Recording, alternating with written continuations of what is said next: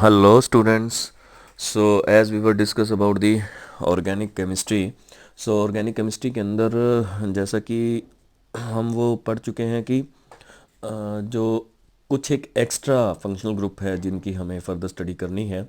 सो उनके अंदर जो हम जो कुछ प्रीवियसली पढ़ चुके हैं या जो अब आगे पढ़ेंगे उनके बारे में बात करेंगे। जैसे कि हम पढ़ चुके हैं कि कार्बोक्सिल अमाइंस फॉस्फेट सल्फाहाइड्रिल, ठीक है। ये सारे के सारे फंक्शनल ग्रुप है जो शायद हमारे लिए नए हैं। तो आज हम कुछ बात करेंगे रिगार्डिंग दी बेंजीन डेरिवेटिव्स की। बेंजीन डेरिवेटिव्स का मतलब है कि बेंजीन के कंपाउंड्स तो होंगे और उनके साथ कुछ ना कुछ एक सब्स्टिट्यूएंट्स भी लगा होगा। अब बात करते हैं जो सबसे पहले मोनो सब्स्टिट्यूटेड बेंजीन्स की। तो उनसे पहले जो प्रीफिक्स आएगा उसमें हम ओ का ऐड करेंगे। ओ वर्ड्स को उसमें इंक्लूड करेंगे, जैसे fluoro, chloro, then bromo, then nitro.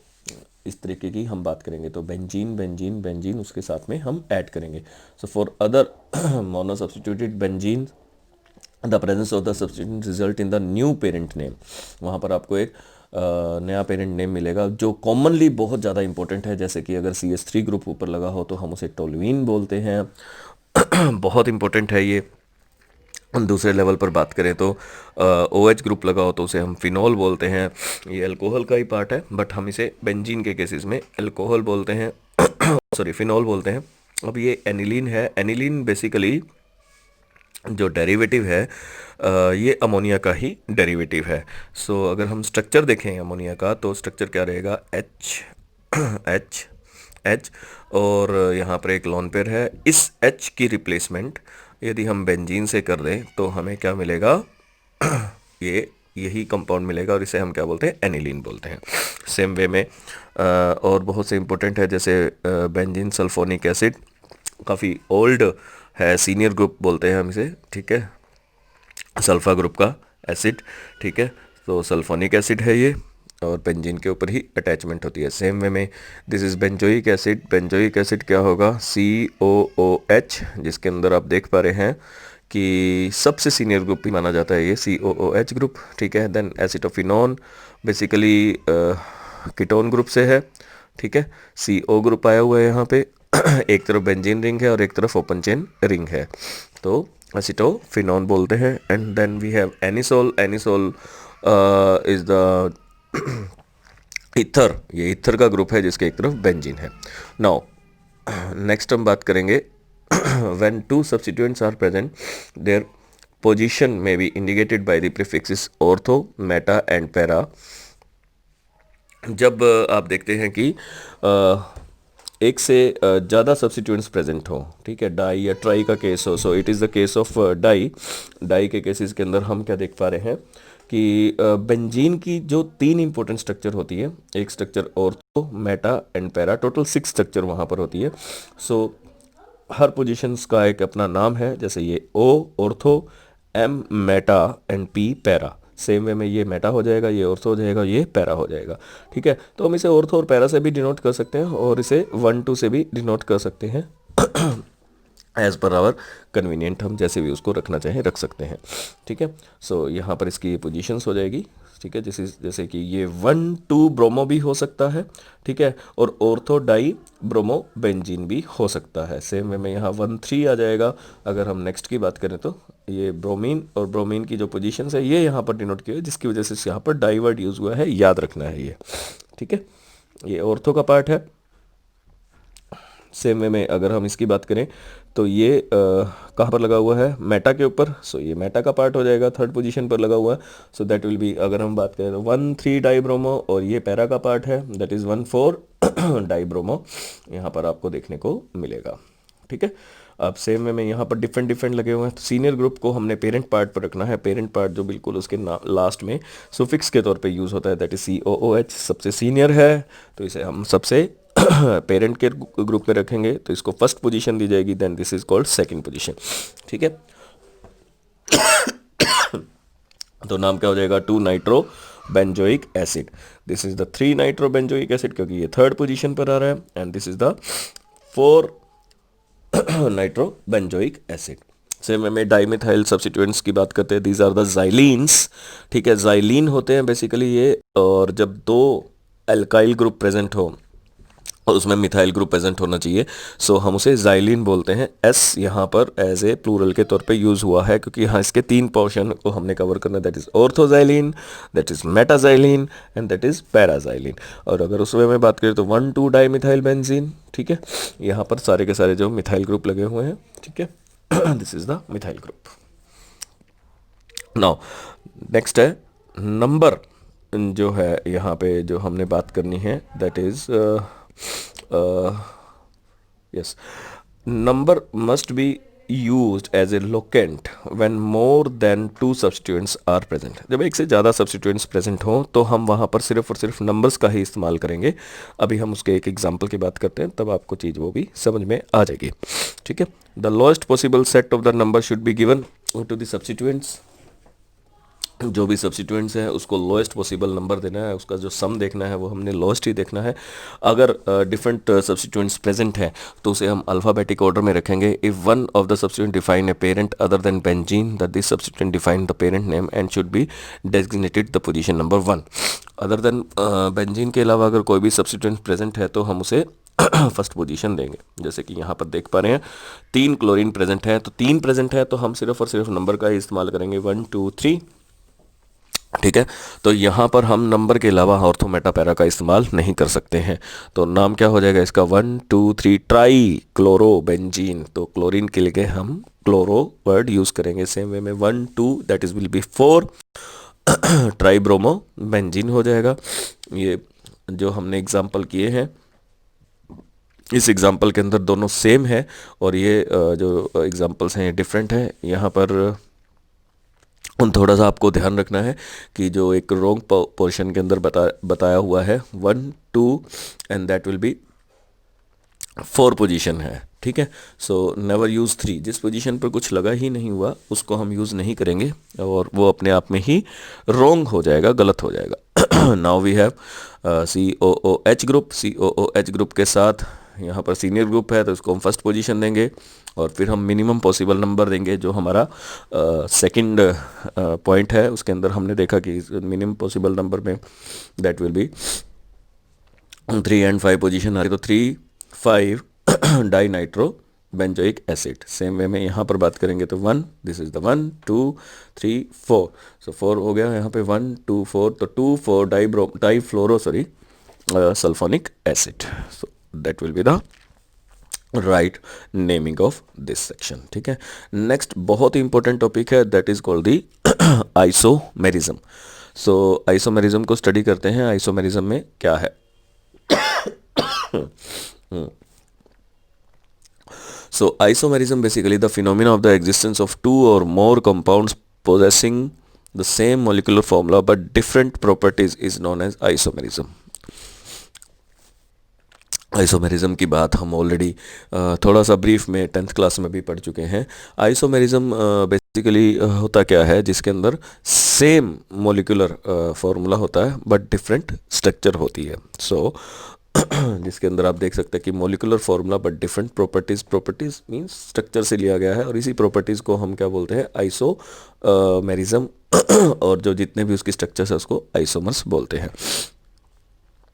जैसे कि हम यहाँ पर बात करेंगे कि एक पर्टिकुलर कंपाउंड्स की यदि स्पेशियल अरेंजमेंट डिफरेंट हो जाए स्पेस में, या डेफिनेटली जो उसके एटम्स उसके साथ अटैच हैं उसकी जो पोजीशंस है वो चेंज हो जाए तो हम उसको क्या बोलेंगे, दैट इज़ आइसोमर्स। ठीक है, सो स्पेस में वो डिफरेंट रहती है स्ट्रक्चर। सिंपल वे में हम इसे बोल सकते हैं different structure but same formula. अगर हमें इसे एक ही लाइन में याद रखना है तो बहुत ही सिंपल है, that is the different structure but same formula. ठीक है, ये 2 टाइप्स का होता है, structural isomerism and the stereo isomerism. Structural isomerism जो है ये प्रैक्टिकली स्टडी करना थोड़ा सा आसान है, बट स्टीरियो आइसोमेरिज्म थोड़ा सा उस वे में हम समझ सकते हैं कि ये स्पेस के अंदर होता है। तो structural isomerism, the empirical formula same but the different atom to atom connection. Empirical formula क्या होता है? एम्पिरिकल फार्मूला, एम्पिरिकल फार्मूला आपको याद होगा कि मोलिकुलर फार्मूला से थोड़ा सा डिफरेंट होता है, जिसके अंदर हम उसका केवल और केवल कॉमन रेशो ही लेते हैं। Molecular formula is equal to n into empirical formula. जैसे कि हम यहाँ पे बेंजीन का एक एग्जांपल ले सकते हैं। बेंजीन का फार्मूला था C6H6 इक्वल टू एन की वैल्यू यहाँ पर कॉमन नंबर आ जाएगा। कॉमन नंबर क्या है यहाँ पे 6 है, क्योंकि दोनों 6 में ही प्रेजेंट है, तो 6 will be the common number, so that will B 6 and 6। सो यदि हम इस फॉर्मूले से कंपेयर करें तो हमारा जो इसका अगर मैं बात करूं, इसको कैसे लिख सकते हैं, 6, this will be 6 and into empirical formula that is CH। तो CH बनेगा, CH द कॉमन रेशियो हमारा यहाँ पर CH हो जाएगा। तो इसका एम्पिरिकल फार्मूला CH है, मोलिकुलर फार्मूला C6H6 है, इसके अंदर से वो कॉमन पार्ट कैंसल आउट हो जाएगा और हमें एम्पिरिकल फार्मूला देगा। ये फर्स्ट चैप्टर के अंदर हम इसके बारे में स्टडी कर चुके हैं। Now structure formula same empirical formula but different atom to atom connections. तो इनके अंदर एटम टू एटम जो कनेक्शन होगा वो डिफरेंट होगा। सर्टेन एटम्स जो है वो अपनी पोजीशंस को चेंज कर लेंगे। स्टीरियो आइसोमेरिज्म में same atom to atom connection, उसके अंदर कोई चेंजेस नहीं आएंगे but different arrangement in the space. But space के अंदर you will see the arrangement will be different. Stereo mean space, zero का मतलब होता है स्पेस। तो लेट अस डिस्कस। अब इसको थोड़ा सा इसकी डायग्राम से समझने की कोशिश करते हैं कि स्टीरियो और स्ट्रक्चर क्या है। ठीक है, तो सबसे पहले बात करेंगे हम स्ट्रक्चर आइसोमेरिज्म की, जिसके अंदर आएगा चेन आइसोमेरिज्म। ठीक है, हम एक एक करके सभी पार्ट्स की स्टडी करेंगे। Chain isomerism, then we have, अगर हम इसकी बात करें chain isomerism, then we have position isomerism, functional isomerism, metamerism. ठीक है, और स्टीरियो आइसोमेरिज्म के अंदर दो ही पार्ट है, that is geometrical isomerism and optical isomerism. First of all, chain isomerism. When two or more compounds have similar molecular formula but different carbon skeleton, molecular formula इनका क्या होना चाहिए, सेम होना चाहिए, और कार्बन स्केलेटन डिफरेंट होना चाहिए। These are refer to as the chain isomerism. इसको हम क्या बोलते हैं, चेन आइसोमेरिज्म बोलते हैं। Phenomena is called chain isomerism. इस फिनोमिना को क्या बोलेंगे, chain isomerism. Like this we have pentane 1 2 3 4 5, 5 इसकी कार्बन एटम है, पेंटेन है ये। तो पेंटेन के अंदर यदि हम देखें इसका skeletal structure, this is the 5, it is 1 2 3 4 5। सो ये सिंपल स्ट्रेट वे में पेंटेन है। कोई भी एक कार्बन की पोजीशन को आप चेंज कर दीजिए, से लाइक दिस, ये क्या बन जाएगा, that will be the 2 methyl pentane. इसका अगर नंबर ऑफ कार्बन एटम देखें, सो दैट विल बी C5H12। इसके पेंटेन के अंदर बनेंगे। यहाँ पर देखते हैं तो ये क्या बनेगा, that will be the 1 2 3 4 and 5। और इसका नाम क्या होगा, 2 methyl butane, that will B 2 methyl butane. ठीक है, और इसी के बेसिस पर यदि हम इसके कार्बन की संख्या काउंट करते हैं तो दैट विल बी C5 और hydrogen will be H, that is 12 as you can count it off. और हमारे पास ये देखा कि मोलिकुलर फार्मूला हमारा बिल्कुल सेम बन रहा है, स्पेस की अरेंजमेंट डिफरेंट है, सॉरी एटम की अरेंजमेंट यहाँ पर आपको डिफरेंट देखने को मिल रही है। This is the part of the chain isomerism. इसी का एक और एग्जांपल है, दैट इज 2 डाइमिथाइल प्रोपेन, जिसके अंदर एक कार्बन के साथ चारों की चारों अटैचमेंट है। यदि हम इसके अंदर भी कार्बन और हाइड्रोजन की संख्या को काउंट करें, so that is also C5H12। ठीक है, नेक्स्ट है हमारे पास, that is the position isomerism. Position isomerism का थोड़ा सा ध्यान ऐसे रखना है कि यहाँ पर हमने पोजीशन को चेंज करना है किसी भी एक सब्स्टिट्यूएंट्स की या फंक्शनल ग्रुप की, अदर देन कार्बन। वो कार्बन नहीं होना चाहिए, कार्बन के अलावा हम उसको चेंज कर सकते हैं। कार्बन को अगर चेंज किया तो वो चेन आइसोमेरिज्म का हिस्सा बन जाएगा। सो यहाँ पर हम जो पोजीशन को चेंज कर रहे हैं वो सिर्फ और सिर्फ अदर देन कार्बन को कंसीडर कर रहे हैं। ठीक है, तो यहाँ पर आप देख पा रहे हैं कि यहाँ पर आपके पास they called the position isomerism. मेरे पास है प्रोपेन 1 ऑल, 3 कार्बन की चेन है, एक अल्कोहल ग्रुप लगा हुआ है यहाँ पे। तो क्या बना, प्रोप, 3 कार्बन के लिए सिंगल बॉन्ड है, एन हुआ, एंड ऑल प्रोपेनॉल। और यहाँ पर क्या हो गया, प्रोपेन 2 ऑल, क्योंकि हमने OH की पोजीशन को चेंज कर लिया। तो वो है 2 प्रोपेनॉल, वो है 1 प्रोपेनॉल। कार्बन देखते हैं कितने हैं, 3 कार्बन है मेरे पास, और हाइड्रोजन है यहाँ पे 3, 2 5 और 2 7 और 1 8, 8 हाइड्रोजन है और 1 ऑक्सीजन है। सेम वे में यहाँ पर काउंट करने की कोशिश करते हैं, that will be C3, then H8 and 1 O। ठीक है, सो हमारे पास ये इसको क्या बोला जाएगा, पोजीशन आइसोमेरिज्म। हालांकि दोनों की प्रॉपर्टीज भी अलग अलग होगी, ऐसा नहीं है कि प्रॉपर्टीज सेम रहेगी। नेक्स्ट है फंक्शनल ग्रुप आइसोमेरिज्म। याद रखें वहां पर फंक्शनल ग्रुप एक ही था, यहाँ पर फंक्शनल ग्रुप एक नहीं है, फंक्शनल ग्रुप चेंज है। तो पोजीशन आइसोमेरिज्म से ये डिफरेंट है, क्योंकि आपने सोचा कि पोजीशन आइसोमेरिज्म के अंदर भी तो हमने फंक्शनल ग्रुप को चेंज किया था, दोनों स्ट्रक्चर के अंदर फंक्शनल ग्रुप सेम था। यहाँ पर फंक्शनल ग्रुप क्या हो जाएगा, डिफरेंट हो जाएगा, तो हमें उसी चीज़ को ध्यान रखना है।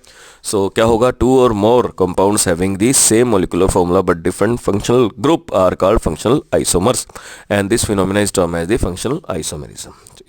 इस फिनोमेना को क्या बोलेंगे हम, फंक्शनल ग्रुप आइसो मैरिज्म। ठीक है, यहाँ पर जो हमारे सामने अभी एग्जाम्पल है, ये है हमारे पास एक पार्ट में हमने लिया हुआ है, दैट इज प्रोपेनॉन, ये कीटोन ग्रुप का पार्ट है। ठीक है, so according to the definition जो फंक्शनल ग्रुप है वो क्या होना चाहिए, डिफरेंट होना चाहिए, यहाँ पे ध्यान रखनी है ये बात। ठीक है, अभी यहाँ पर देखते हैं कि पोजीशन में क्या था, पोजीशन में जो फंक्शनल ग्रुप था वो दोनों तरफ सेम था, सेम फंक्शनल ग्रुप था, बट यहाँ पे फंक्शनल ग्रुप क्या है, डिफरेंट है। यहाँ पर आप देख सकते हैं ये एच की पोजीशन गलत लगी हुई है, इधर एच आएगा, एच विल बी हेयर। तो ये बना हमारा एल्डिहाइड ग्रुप और वो बनेगा कीटोन ग्रुप, वो कीटोन ग्रुप है, ये एल्डिहाइड ग्रुप है। ठीक है, तो this is ketonic group and this is C double bond O, R and R dash. और यहाँ पर आप देख सकते हैं दोनों तरफ R और R की संख्या बराबर है। और ये एसीटोन भी बोलते हैं हम इसे, प्रोपेनॉन भी बोलते हैं। 3 कार्बन की पोजीशन को हम बोलते हैं, number of carbon atom will be C3H6O। और यहाँ पर भी अगर आप देखेंगे तो C3H6O। ठीक है, बोथ विल बी सेम, दोनों का मॉलिक्यूलर फॉर्मूला क्या है, सेम है। ये अल है, ये ऑन है, क्योंकि एल्डिहाइड को डिनोट कर रहा है और वो कीटोन को। Next we have the metamerism. Metamerism जो अराइज होता है, it is arise due to the different alkyl chain on the either side of the functional group in the molecule. Either side, actually ये वो वाले हमारे पास functional group है जो terminal position पर नहीं लगते हैं। ठीक है, टर्मिनल पोजीशन पर जो लगते हैं वो इस तरीके की जो आइसोमेरिज्म है वो शो नहीं करते हैं। हम सिर्फ उनकी बात कर रहे हैं जो फंक्शनल ग्रुप सेंटर में लगते हैं या टर्मिनल पोजीशन पर हम कह सकते हैं कि नहीं लगते हैं। ठीक है, जैसे R और R के बीच में हमने एक फंक्शनल ग्रुप दिखाया, R डैश के बीच में, तो वो सेम भी हो सकता है, वो डिफरेंट भी हो सकता है, हम उसकी बात कर रहे हैं। ये हमारे सामने एक ईथर का एक एग्जाम्पल है, this is the ether group, जो O से दिखाया जाता है, लिंकेज O की रहती है इसके अंदर। और इसके अंदर आप देख सकते हैं कि जो फंक्शनल ग्रुप है वो बीच में लग रहा है, टर्मिनल पोजीशन पर नहीं लग रहा है। तो यहाँ पर कार्बन की संख्या 2 है और इधर भी कार्बन की संख्या कितनी है, 2 है। तो ये क्या बनेगा, C4H, H को काउंट करते हैं 5 और 5 10 एंड O। ठीक है, ये मॉलिक्यूलर फार्मूला हुआ इसका। यहाँ पर जो हमने बात की ईथर की पोजीशन को यहाँ पर देखिए चेंज कर दिया, ये सेंटर से साइड पे शिफ्ट हुआ। दोनों की प्रॉपर्टीज़ भी अलग अलग होंगी, ऐसा नहीं है कि हमारा सिर्फ दिखाने के पर्पज़ कैसा हुआ, उनकी प्रॉपर्टीज़ भी आप देखते हैं डिफरेंट डिफरेंट होगी। यहाँ कार्बन की संख्या देखते हैं C4H3 and 7, that is 10O। ठीक है, तो ये कितना आ गया, C4H10O। हमारा मोलिकुलर फॉर्मूला भी यहाँ पर आपको सेम देखने को मिल रहा है, दैट इज द ईथर। तो ईथर है मिथॉक्सी प्रोपेन, एक मिथॉक्सी प्रोपेन है और एक इथॉक्सी इथेन है। ठीक है, यहाँ पर हम ईथर की पोजीशंस को बिल्कुल सेंटर में लगाते हैं, एक तरफ इसके 2 हैं और एक तरफ इसके 3 और 1 है। नौ ये हमारा ग्राफ था, इस ग्राफ के अंदर हमने देखा था कि आइसोमेरिज्म के हमने चारों के चारों पोर्शन को, सॉरी स्ट्रक्चर आइसोमेरिज्म के चारों पोर्शन को हमने कवर अप किया, जिसमें chain, position, functional and metamerism को हमने डिस्कस किया। तो एक एक करके यहीं पर इसको थोड़ा सा ध्यान में रखते हैं। चेन के अंदर हमने कार्बन की पोजीशन को डिफरेंटली समझा था कि उसको चेंज किया जा सकता है। पोजीशन के अंदर हमने फंक्शनल ग्रुप जो सेम था दोनों स्ट्रक्चर के अंदर, उसको चेंज करने की कोशिश की थी और हमें डिफरेंट मॉलिक्यूल्स भी मिले थे। यहाँ पर फंक्शनल ग्रुप जो है वो डिफरेंट थे। जैसे हमने यहाँ पर बात की थी एल्डिहाइड की, CHO group, that is CHO and ketone, that is CO group. ठीक है, जो हमने देखा था कि दोनों तरफ वो सेम थे। मेटामेरिज्म के अंदर हमने देखा था कि जो था कि फंक्शनल ग्रुप जो तो टर्मिनल पोजीशन पर नहीं लगते, उनके साथ हमने इस तरीके की फॉर्मेशन देखी थी। ठीक है, so by this way we can say that this is the part of structural isomerism और बहुत इंपॉर्टेंट है और बहुत बार पूछा जाता है। यहाँ पर हमने देखा था कि आइदर साइड में वो सेम भी पोजीशन ले सकते हैं और डिफरेंट भी ले सकते हैं। R और R' की वैल्यू जो होगी सेम भी हो सकती है और वो डिफरेंट भी हो सकती है। सभी के सभी हमारे पास जो है पोर्शन है जो हमने ऑलरेडी कवर किए हैं। ठीक है, अभी बात करते हैं नेक्स्ट की, जो हम नेक्स्ट लेक्चर में पढ़ेंगे। Thank you so much.